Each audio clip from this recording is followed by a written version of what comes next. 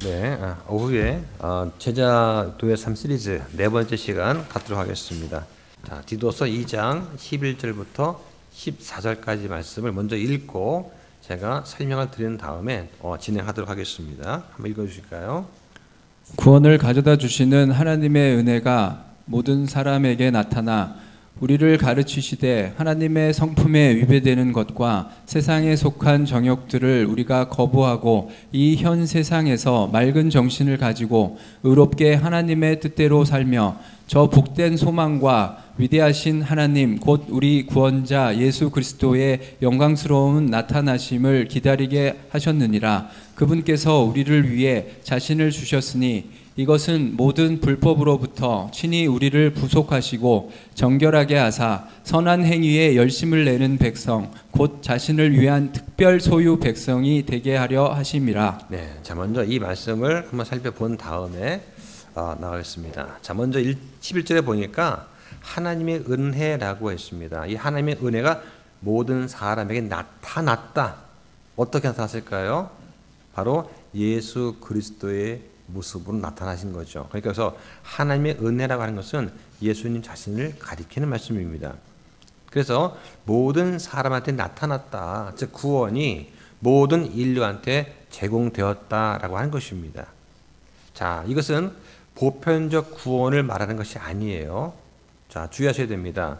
보통 이제 그 자유주의 신학에서 또는 이제 오리겐 이후에 일부 교부 신학에서 말하는 이 보편적 구원이 뭐냐? 하나님은 사랑이시지 않느냐? 따라서 지옥에 가는 사람 없이 모두가 다 천국에 갈 수 있다라고 하는 것이 이 보편적 구원이에요. 예. 그러니까 선하신 하나님께서 어떻게 어떤 사람을 지옥에 보내시겠느냐? 그럴 리가 없다. 다 천국 간다 하는 것이 보편적 구원. 이런 것은 성경에 어긋나는 것입니다. 오히려 성경은 보편적 기회를 말합니다.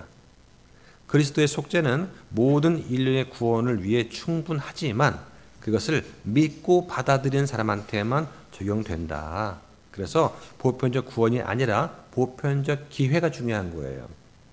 자, 12절에 보니까 자, 우리를 가르치시되 자, 가르친다는 것은 단순하게 지식을 전하는 것만이 아니라 성도들을 훈련시키고 때로는 징계도 하고 하면서 양육하는 걸 말하는 것입니다. 자, 그런데 어떻게 하십니까? 하나님의 성품에 위배되는 것들, 자, 이거를 다른 말로 불경건한 것들 이렇게 말할 수 있습니다. ungodliness 하죠.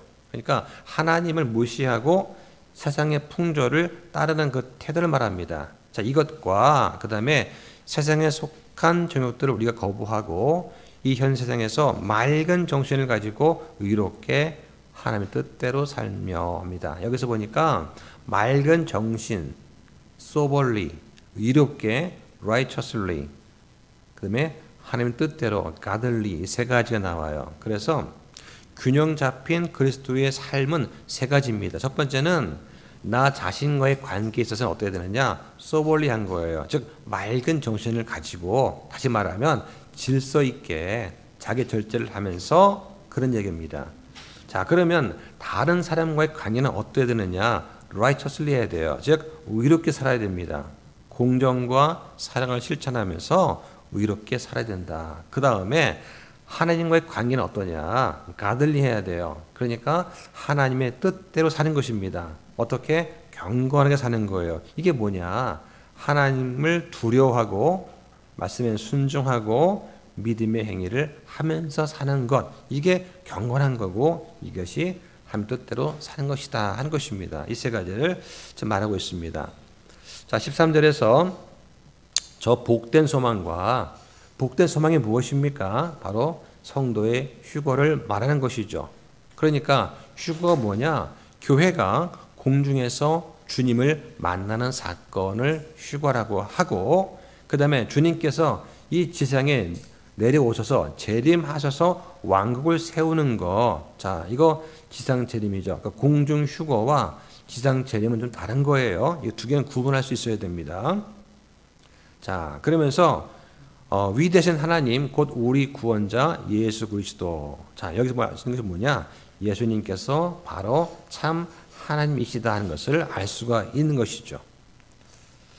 자, 14절에 그분께서 우리를 위해서 자신을 주셨다. 자, 여기 보면은 예수님께서 우리를 위해서 자신을 주신 이유 세 가지가 나옵니다. 첫 번째는 뭐냐?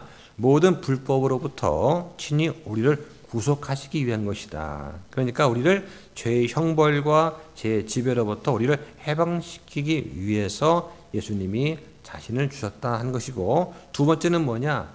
선한 행위에 열심을 내는 백성이 되게 하시려고 그러셨다 한 것입니다. 그러니까 은혜로 구원받은 사람은 행위로 그 은혜를 드러내는 것이죠. 기억할 것은 행위는 구원이 아니라 구원의 결과다 하는 것입니다. 누구나 구원받은 사람은 자기의 믿음을 행위로 드러내야 되기 때문이죠. 자, 세 번째는 뭐냐? 자신을 위한 특별 소유 백성이 되게 하시기 위한 것입니다. 자, 특별 소유 백성 누굽니까? 교회를 말하는 거예요. 예, 교회. 자, 이러한 세 가지 이유 때문에 예수님께서 우리를 위해 자신을 주셨다라고 말씀을 합니다. 자, 지금 살펴본 디도서 2장 11절부터 14절까지의 말씀은 하나님께서 구원받은 그분의 백성들한테 요구하시는 삶의 자세가 무언가를 보여줍니다. 바로 주님께 대한 헌신의 삶을 말하는 것이죠. 우리가 은혜로 구원받았습니다. 그럼 우리는 어떻게 됩니까? 그 은혜에 합당한 삶을 살아야 되는 것이죠. 그래서 본문에 따르면 우리는 선한 행위에 열심을 내는 백성으로 부르심을 받은 거예요. 선한 행위에 열심을 내는 백성이 된다는 게 뭐냐? 이건 진정한 헌신을 드러내는 그런 말씀입니다. 그래서 달려갈 길을 끝마치기 위해서 필요한 어떤 결단과 헌신을 잘 보여주는 구절이다 할 수가 있겠죠. 자, 오늘날 우리 시대에 가장 필요한 것이 있는데 그 중에 하나가 뭐냐? 하나님의 자녀라고 스스로 말하는 그 사람들, 이 사람들이 보통 그리스도인이라고 하죠. 이 사람들이 더 많은 헌신이 일어나는 거다. 저는 그리스도인입니다. 말은 하는데 그 사람이 속한 가정과 교회와 그 지역사회에 많은 헌신이 일어나지 않는다. 그 문제가 있는 거예요. 네. 그래서 우리가 이 시간에는 헌신이 무언가 하는 것을 바르게 이해하고 헌신의 핵심, 그 다음에 헌신의 결과가 무엇인지 한번 살펴보려고 합니다. 자, 먼저 헌신이 뭐냐? 자, 웹스터 사전에 보면 헌신이란 이렇게 되어 있습니다. 어떤 목적을 위해서 자신을 구별해서 드리는 것이라고 되어 있고, 자, 또 하나는 신한테 경배의 목적으로 자신을 바치는 것, 이것도 헌신이라고 정의가 되어 있고, 또 하나는 어떤 목표나 삶의 방식에 전념하는 것, 이렇게 정의가 되어 있습니다. 자, 그러면 그리스도인한테 있어서 헌신이 뭐냐? 우리의 삶, 우리의 생애 전체를 예수 그리스도께 드리는 거다. 이렇게 말을 할 수가 있겠죠. 자, 사도 바울의 말을 한번 보겠습니다. 갈라디아서 2장 20절 말씀 볼까요? 내가 그리스도와 함께 십자가에 못 박혀 있으나 그럼에도 불구하고 사노라. 그러나 내가 아니요 그리스도께서 내 안에 사시느니라. 나는 지금 내가 육체 안에서 사는 삶을 나를 사랑하사 나를 위해 자신을 주신 하나님의 아들의 믿음으로 사노라. 자, 바울이 지금 갈라디아서 2장에서 율법주의하고 믿음의 복음을 대조해서 지금 설명하고 있습니다. 유대주의자들의 주장이 뭐냐? 율법의 행위로 의롭게 될 수 있다 하는 것입니다. 자, 근데 바울은 오직 믿음으로 의롭게 된다라고 선언을 하는 것입니다. 자, 여기 보면은 하나님의 아들의 믿음이라는 말 나오죠. 자, 원문에 나오는 부분을 faith of로도 번역할 수가 있고 faith in으로도 번역을 할 수가 있어요. 그래서 faith of 하면 예수님의 믿음입니다. 그러니까 예수님께서 보여주신 믿음, 예수님의 안에 있던 믿음이죠. 즉 신실한 그걸 말하고, faith in 하면은 예수님을 믿는 믿음이에요. 내가 예수님을 믿는 그런 것을 말합니다. 자, 우리 킹잼 성경은 이 부분을 하나님의 아들의 믿음, faith of로 번역을 했고, 다른 현대 역본들은 하나님의 아들을 믿는 내 믿음로 번역을 했습니다. 다른 것이죠. 이 구조 다릅니다. 자, 그러면 하나님의 아들의 믿음이 뭐냐? 자, 예수님께서는 죽기까지 순종하셨죠. 순종하는 믿음입니다. 자, 그리고 우리 믿음의 창시자요 완성자가 되시죠. 자, 이런 믿음이고 또 그리스도의 믿음에 의해서 하나님의 의가 모두에게 미쳤습니다. 자, 이러한 믿음이 되겠죠. 따라서 바울이 말하는 하나님의 아들의 믿음으로 산다, 이 말은 내 불완전한 믿음이 아니라 예수 그리스도의 완전한 믿음과 신실함에 의지해서 사는 삶이다 라고 정의를 내릴 수가 있습니다. 그 믿음의 근원이 내 노력이나 내 결단이 아니라 그리스도께서 내 안에서 사시는 그때 나오는 권능이다 하는 것이죠. 즉 내가 사는 것은 내가 아니라 내 안에 사시는 그리스도다 라고 말하는 것과 같습니다. 자, 하나 더 보겠습니다. 로마서 12장 1절 한번 볼까요? 그러므로 형제들아 내가 하나님의 긍휼에 힘입어 너희에게 간청하노니 너희는 너희 몸을 거룩하고 하나님께서 받으실 만한 살아있는 희생물로 드리라. 그것이 너희의 합당한 섬김이니라. 자, 여기 보면은 희생물의 세 가지 특징이 나옵니다. 희생물의 세 가지 특징. 첫 번째는 뭐냐? 살아있는 희생물이에요. 즉 죽어서 드리는 제사가 아니라 살아서 매일 나 자신을 주님께 드리는 그런 제사다. 다시 말하면 우리는 죄에 대해서 죽었지만 동시에 살아 있습니다. 의에 대해서는 살아 있죠.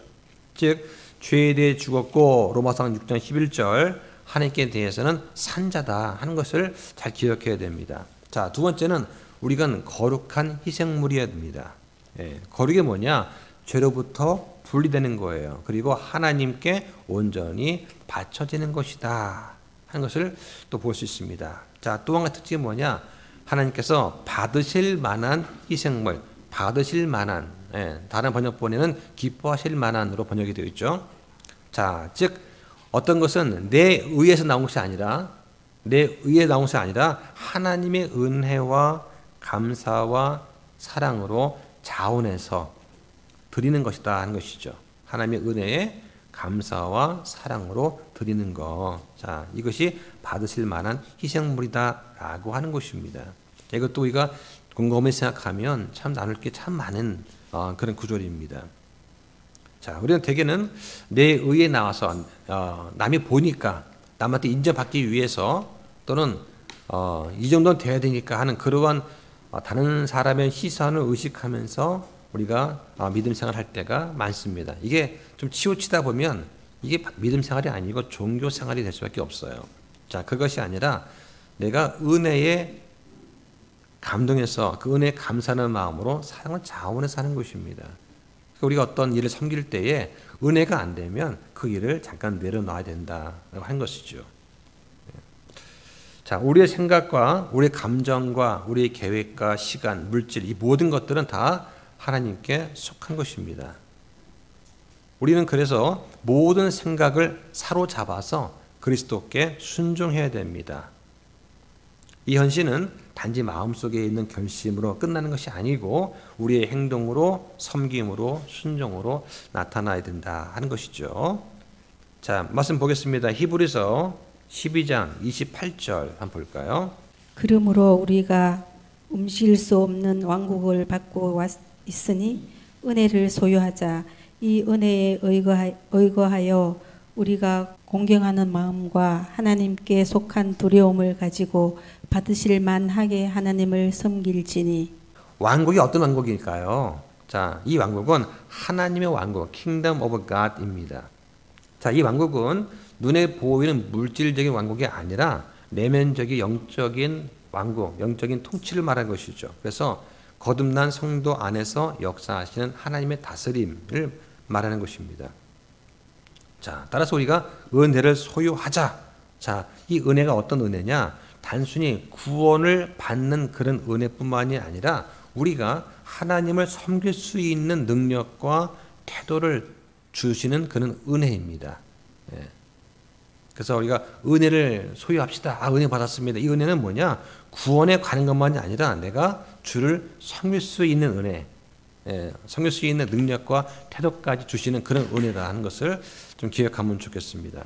자, 그러면 오늘날 왜 많은 사람들이 그리스도인이라고 스스로를 부르면서도 왜 섬기지 않을까? 왜 봉사하는 게 적을까 하는 그런 고민을 좀 해보게 됩니다. 왜 교회 안에 헌신의 일꾼이 부족할까요? 예. 제가 전에 교회 있을 때도 보면은 여름철만 되면 여름 성경학교를 해야 돼요, 교회에서. 그러면 목사님이 자, 성경학교 교사를 필요합니다. 이러면 좀 많은 자원해 주세요. 그러면 여름 성경학교 교사를 그냥 하는 것이 아니라 이분들을 이제 모아다가 훈련을 시켜요. 그러니까 이번 여름 성경학교 주제는 무엇이고 어떤 교재를 가지고 어떤 식으로 운영을 합니다 하고 한 일주일 정도 훈련을 시킨단 말이죠. 여기를 참여를 하고 그래야 이제 아이들 가르칠 거 아니겠습니까? 그런데 많은 주로 대상이 주로 대학생들이죠. 예, 대학생들이 그 일을 하게 되는데 안 하려고 그래요. 왜? 여름 방학 때 놀러 가야죠. 예, 그러니까 많은 젊은이들이 꼬맹이들 그 유치원 아이들 뭐 또는 한 4살 5살부터 다 있지 않습니까? 예. 4-5살 유치원생부터 유년부 아이들까지 이제 여름 성경을 하는데 그러면 적어도 대학생 정도가 돼야지 더 나이가 많아지면 이게 힘들어요. 어린 아이들이 아저씨 아줌마 안 좋아합니다. 예. 그래서 오빠하고 뭐 언니를 좋아하지 나이 많으면 또 싫어해요. 그래서 이제 젊은 대학생들 이걸 해야 되는데 젊은 사람들이 자꾸 피하는 거예요. 왜 피할까? 예. 헌신의 자세가 없는 거예요. 다시 말하면 자신을 온전히 주께 드리지 않으려고 한다. 분명히 구원은 받았다 말을 하는데 그리스도인 그럼 좋아하고 찬양 부를 때는 막 눈물 흘리면서 막 손 들면서 좋아하는데 정작 헌신하십시오. 이런 성경학교 때 방학 동안에 4주 정도 이렇게 좀 또는 3주든 이렇게 좀 희생해서 주일마다 좀 가르쳐 주십시오. 아니면 성경학교 평일날 한 3박 4일 하니까 좀 이렇게 도와달라 그러면은 젊은 사람들이 잘 안 하려고 한다. 그런 걸 저는 이제 보면서 저는 나 안 시켜주면 어떡하나 걱정했는데 다른 분들은 나 하면 어떡하나 이러는 것 같아요. 그거를 성경학교를 이제 주일학교를 제가 10년 넘게 했는데 할 때마다 은혜가 되는 건데 얼마나 좋은지 몰라요. 예. 근데 이제 그런 것들을 잘 안 하려고 하더라고요. 자, 그러면 이제 헌신의 핵심이 뭔가? 예, 본론 들어가서 헌신의 열쇠는 바로 자기 부인이다. 셀프 디나이얼. 자기를 부인할 수 있어야 헌신할 수 있어요. 주님을 따르는 그 길은 반드시 자기 자신을 내려놓는 훈련이 포함됩니다. 자, 예수님께서 말씀하시기를 어떤 사람이 나를 따라오려거든 자기를 부인하고 자기 십자가를 지고 따르라 그 말씀하셨습니다. 자, 누가복음 9장 58절에 보면 예수님께서 이르시되 여우도 굴이 있고 공중의 새도 보금자리가 있지만 사람의 아들은 머리둘 곳이 없도다. 자, 그래서 주님을 따르는 사람들한테 예수님은 어느 정도의 희생과 헌신을 요구하셨습니다. 자, 은혜 받는 건 참 좋은데 내가 헌신하는 건 이제 좀 기피하는 경향이 있는 것 같아요. 자, 한번 보겠습니다. 누가복음 14장 33절 말씀 볼까요? 그런즉 이와 같이 너희 중에 누구든지 자기가 가진 모든 것을 버리지 아니하는 자는 내 제자가 될 수 없느니라. 자, 누구든지 자기를 포기하지 않고는 결코 주님의 제자가 될 수 없습니다. 자, 그래서 이 누가복음에 나오는 부자 청년 이야기를 보면 이 부자 청년이 그 사실을 깨닫지 못한 거예요. 예수님, 제가 어떻게 하면 영원한 생명을 얻을 수 있겠습니까? 저는 이것도 지켰고 저것도 다 지켰습니다. 하면서 그 부자 청년은 율법을 지켰지만 한 가지 못한 것이 있어요. 바로 자기의 재물을 포기하지를 못한 것입니다. 그래서 이 부자 청년은 완전 헌신이란 그 문턱에서 돌아선 것이죠. 예수님께서는 그 청년의 마음속에 있는 중심을 보시면서 네가 재물에 네가 탐직에 빠져 있구나. 재물이라는 그 시험에 네가 완전 빠져 있구나. 이걸 간파하시고 네 소유를 팔아서 가난한 자에게 주라고 하셨는데 이 재물을 팔아서 나눠주라고요? 이 아까운 것을 그것만은 못하겠습니다. 한 것이죠. 자, 우리도 주님을 따를 때에 내 뜻과 내 시간과 내 계획을 내려놓을 줄 알아야 됩니다. 이게 헌신의 핵심이죠. 그런 다음에 헌신은 다음에 나한테 주어지는 하나님의 그러한 그 위로와 그 기쁨 같은 것은 말할 수가 없습니다. 네. 자, 그러면 헌신의 결과가 있어요. 자, 진정으로 자신을 주님께 드린 사람한테는 어떠한 축복과 어떤 열매가 따르는가 한번 보겠습니다. 좀 많이 있는데 하나 살펴보겠습니다. 자, 첫 번째는 주님과의 친밀한 교제가 있습니다. 요한복음 10장 27절부터 9절까지 한번 보겠습니다. 내 양들은 내 음성을 듣고 나는 그들을 알며 그들은 나를 따르느니라. 내가 그들에게 영원한 생명을 주노니 그들이 결코 멸망하지 않을 것이요 또 아무도 내 손에서 그들을 빼앗지 못하리라. 그들을 내게 주신 내 아버지는 모든 것보다 크심에 아무도 내 아버지 손에서 그들을 빼앗을 수 없느니라. 자, 여기 보니까 내 양들은 내 음성을 듣는다. 나는 그들을 안다. 그러니까 헌신하는 사람은 예수님과 인격적으로 친밀한 교제를 한다는 거예요. 예. 인격적인 대화가 뭡니까? 말하면 듣는 거예요. 예. 이게 인격적인 만남입니다. 그래서 예수님께서는 우리의 기도와 소원을 듣고 이해하십니다. 예. 그리고 모든 그리스도인들은 그리스도의 뜻을 따라서 그리스도를 순종을 하는 것이죠. 이게 교제입니다. 예. 이 친밀한 교제, 이것이 없다면 나는 그리스도인인가 반성해 봐야 됩니다. 자, 그 다음에 두 번째는 뭐냐? 주님의 음성을 듣고 주님의 손 안에서 화평을 누리게 되고요. 세 번째는 모든 영적인 복을 누리게 됩니다. 자, 볼까요? 에베소서 1장 3절을 보겠습니다. 하나님 곧 우리 주 예수 그리스도의 아버지를 찬송할지어다. 그분께서 그리스도 안에서 하늘의 처소들에 있는 모든 영적인 복으로 우리에게 복을 주셨는데. 자, 우리가 이제 영적인 복 많이 얘기를 합니다. 이게 뭔가 구체적으로 말씀을 한번 들어보겠습니다. 자, 여기 보니까 하늘의 처소들에 있는, 이거 말하죠. 하늘의 처소가 뭘까요? 예, 하늘에 있는 영적인 영역을 말하죠.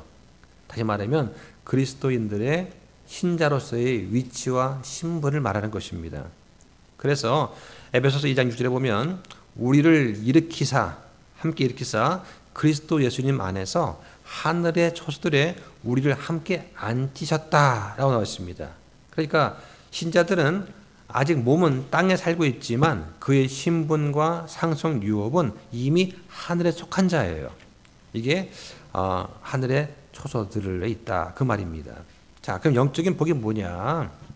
에베소서 1장 여기 5절부터 14절까지의 말씀이 그 내용들이에요. 1장 3절에서 모든 영적인 복으로 우리한테 복을 주었다 해놓고 그게 뭐냐 하면서 설명해 주시는데 5절부터 14절까지가 그 복의 내용입니다. 5절에는 뭐라고 했습니까? 하나님의 아들로 입양되었다는 것이 나오고 7절에서는 구속 곧 죄들의 용서를 받았다 나오고 9절에서는 하나님의 뜻의 신비를 알 수 있어요. 말씀을 통해서 우리가 교회 신비도 알고 그렇죠? 자, 11절에 보면은 하늘의 상속 유업을 받는다라고 되어 있습니다. 자, 그 다음에 13절, 14절에 보면 약속의 성령으로 우리가 봉인되었다.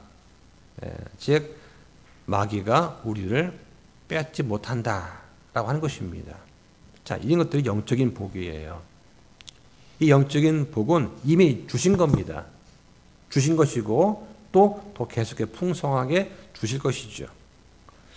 자, 네 번째는 주 안에 있는 자한테 하나님은 풍성한 은혜를 베푸신다고 하는 것이고, 자, 또 한 가지는 뭐냐? 다섯 번째는 하나님의 가족 안에서 소속감과 안정감을 주십니다. 보겠습니다. 히브리서 13장 5절 말씀 보겠습니다.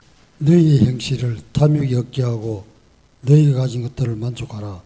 그분께서 이르시되 내가 결코 너를 떠나지 아니하고 너를 버리지 아니하리라 하셨느니라. 네. 자, 이 말씀을 보고 뭐 전혀 어려움 없을 겁니다. 근데 이걸 자꾸 잘 읽고 고집어 보면은 깊은 내용이 있어요. 자, 너희 행실을 탐욕이 없게 하라. 이 말 뜻이 뭐냐? 원래 탐욕이 없게 하라는 그 말 원래 뜻은 돈을 사랑하지 말라는 뜻입니다. 돈을 사랑하지 말라. 이 말은 단순하게 절약하라는 그런 교훈의 말씀이 아니라 재물에 대한 우리의 마음과 태도를 점검하라는 거예요. 예. 자, 그리고는 뭐랍니까? 가진 것들로 만족하라. 그러니까 참된 만족은 우리가 뭔가를 소유하는 데서 오는 것이 아니라 하나님과의 교제 가운데 나타난다. 그래서 시편 보면은 기자가 뭐라 했습니까? 주께서 나의 목자시니 내게 부족함이 없으리로다. 예. 왜 예수님께서 우리의 주님이 되시는데 왜 부족함이 왜 없을까요? 예.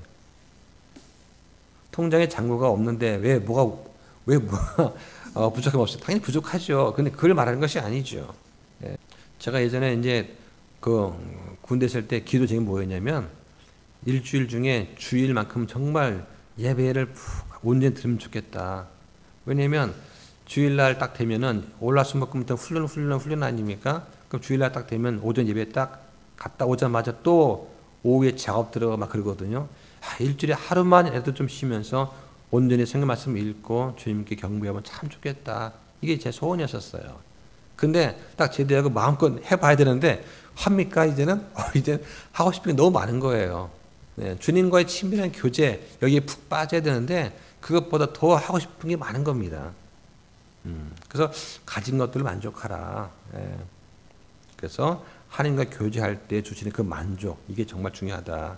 그러면서 내가 결코 너희를 버리지 아니하겠다. 신명기 31장 6절 8절 말씀 또 여호수아 1장 5절 말씀을 인용한 것인데요. 성도의 영원한 안전 보장을 약속한 말씀이다 하는 것입니다. 그래서 은혜 시대 성도들은 하나님의 임재와 보호 속에 있다는 확신을 가질 필요가 있다. 자, 여섯 번째로 확신의 어떤 그 열매는 뭐냐? 형제 사랑이 자라난다고 하는 것입니다. 요한복음 13장 35절에 보면 너희가 서로 사랑하면 모든 사람들이 너희가 내 제자임을 알리라고 하셨습니다. 자, 그래서 형제 사랑을 하게 되는 것 이것이 우리가 그리스도인으로서 확신을 가지고 있는 결과이구나 알 수가 있습니다. 일곱 번째는 헌신된 성도는 헌신된 형제를 알아보고 사랑합니다. 예, 그래서 신실한 형제는 신실한 형제를 알아봐요. 또 신실한 자매들도 신실한 자매를 알아봅니다. 그래서 신실한 형제와 신실한 자매가 만나서 하나가 되면 정말 아름다운 곳이죠. 자, 여덟 번째는 용납과 용서의 마음이 생깁니다. 골로새서 3장 12절과 13절 말씀 보겠습니다. 그러므로 너희는 하나님께서 선택하신 자요 거룩하고 사랑받는 자로서 긍휼히 여기는 심정과 친절과 겸손한 생각과 온유함과 오래 참음을 입고 누가 누구와 다툴 일이 있거든 서로 참고 서로 용서하되 그리스도께서 너희를 용서하신 것 같이 너희도 그러하며. 네, 자 여기 보니까 서로 참고 용서하는데 그리스도께서 우리를 용서하신 것 같이 하라고 말씀하십니다. 예. 자, 그 다음에 또 확신의 축복 아홉 번째는 뭐냐? 주님께 나 자신을 드린 사람은 다른 사람의 허물도 오래 참게 됩니다. 예, 당연하겠죠. 자, 일 번째는 잃어버린 자에 대한 관심과 부담감이 생겨요.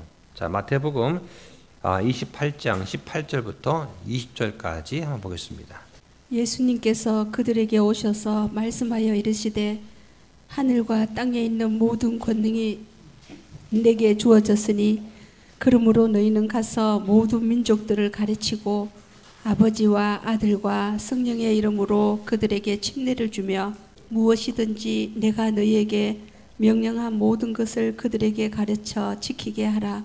보라, 내가 세상의 끝까지 항상 너희와 함께 있느니라 하시니라. 아멘. 자, 하나 더 보겠습니다. 갈라디아서 6장 1절 볼까요? 갈라디아서 6장 1절 형제들아, 만일 어떤 사람이 잘못에 빠지거든 영적인 너희는 온유의 영으로 그러한 자를 바로 세워주고 너 자신을 주의 깊게 살펴보아 너도 시험에 들지 않게 하라. 네, 자, 중에서 이제 잃어버린 것, 잃어버린 자에 대한 말씀이 나오는데, 자, 잃어버린 자가 뭐냐? 하나님과의 관계가 끊어져서 영적으로 죽은 상태에 있는 사람을 말합니다.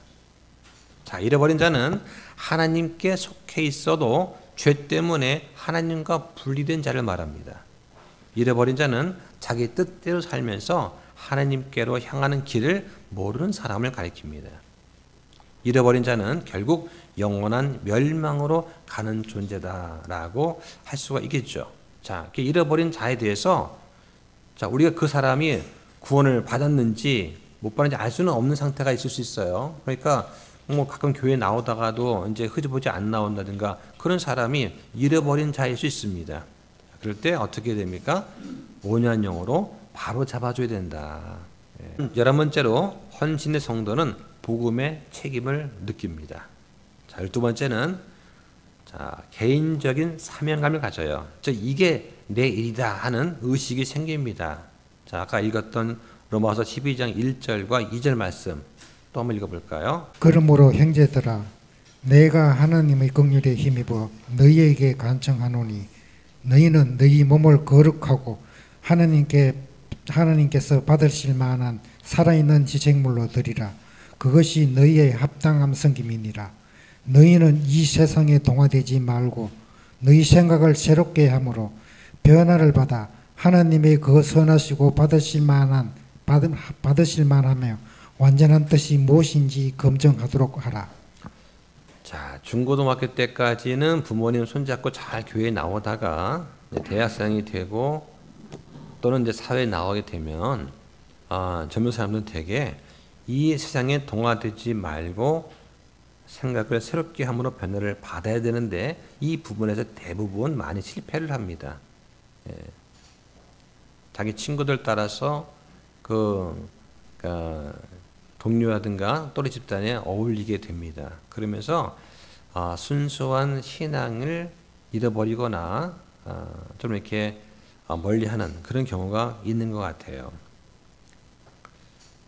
특히 이제 믿는 집에 있는 아이들일수록 어릴 때 순종도 잘 자라다가 이제 중고등학교 마치고 대학교를 딱 가게 되면 그때 늦게 사춘기가 오는 그런 경우도 있는 것 같습니다. 중고등학교 때는 그냥 무조건 순종 이렇게 쭉 했었는데 이제 부모님의 통제와 간섭을 벗어나서 이제 예를 들면 특히 이제 기숙사 생활을 하든가 하다 보면은 그러면 이제 친구들의 의견이라든가 세상 사람들의 생각하는 것을 더 따르게 되죠. 자, 이게 안타까운 것 같습니다. 자, 그 다음에 헌신의 축복 13번째는 자신의 자원과 재능을 주님의 일에 기꺼이 사용하게 됩니다. 나한테 시간이 주어졌으니까 이 시간 가지고 내가 어떻게 내가 교회를 섬길 수 있을까 하는 것을 생각하게 된다. 자, 그 다음에 14번째는 영원한 보상이 주어집니다. 보겠습니다. 디모데 후서 4장 7절과 8절 보겠습니다. 선한 싸움을 싸우고 나의 달려갈 길을 끝마치고 믿음을 지켰으므로 이후로는 나를 위해 의의 왕관이 예비되어 있나니 주 곧 의로우신 심판자께서 그날에 그것을 내게 주실 것이요 내게만 아니라 그분의 나타나심을 사랑하는 모든 자들에게도 주시리라. 자, 여기서 말하는 선한 싸움이 뭐냐? 세상적인 성공이 아닙니다. 이 선한 싸움은 진리와 믿음을 수호하는 그런 싸움이죠. 그런 면에서 헌신은 단순한 봉사가 아니라 하나님의 진리 편에서 서서 싸우는 영적 전쟁에 참여하는 것이죠.